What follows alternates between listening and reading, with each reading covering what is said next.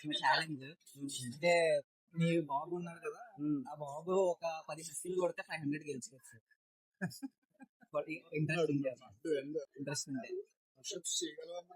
హస్తి. Okay, చిన్న challenge ఉంది sir. అంటే లేదు లేదు లేదు, తను 10 పుషప్స్ చేస్తే 500 rupees గెలుచుకోవచ్చు sir. Age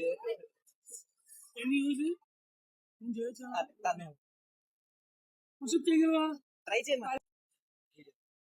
1 2 3 4 5 6 7 8 9 10. Okay, cool cool cool cool. Congrats bro, congrats.